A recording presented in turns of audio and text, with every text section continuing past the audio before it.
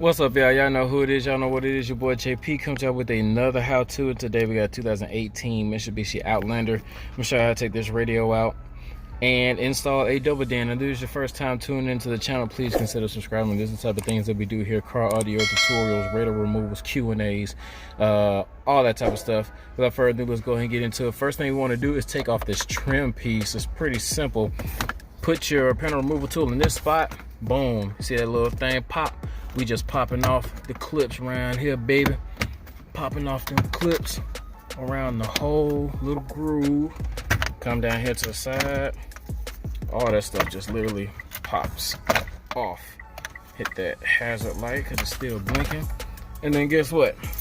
We have 1, 2, 3, 4 Phillips, and we'll have this whole radio out that fast.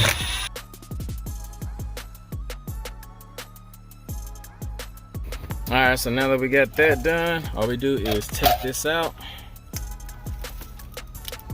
unplug all these harnesses. Alright, y'all, so we got that factory radio out. Now let's go over here to the bench and get that other radio prepped up. Y'all, we over here at the bench. This dash kit is pretty simple. It comes with 3 pieces. It has this little front piece right here, and you want to turn it over and make sure that the arrows are pointing up. And it's going to come with some screws. Now the reason it comes with screws is because we have to actually screw in this piece. So this one that says right is going to go on the right.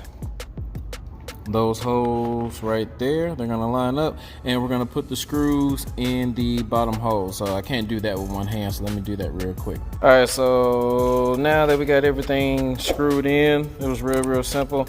We just want to go ahead and take this and slide it over the radio like that, and then what we want to do is take the screws that came with the radio and screw them in. You want to make sure that this part is in the back because that's how it properly mounts. The screw at the top is going to be towards the front, screw in the back is going to be towards the back. All right, so let's take our dick screws, screw them in the radio.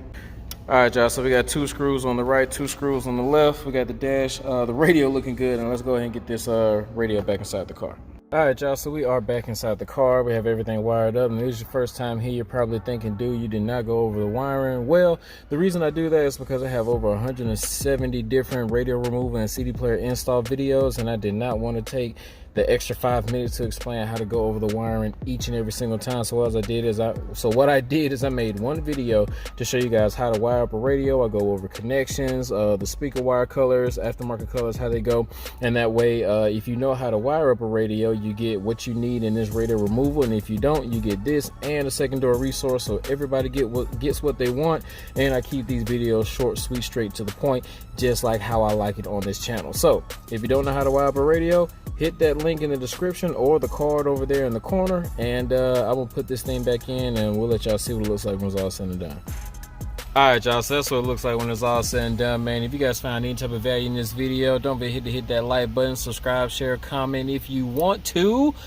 Also, all the links will be in the description. Until next time, this is your boy JP signing out.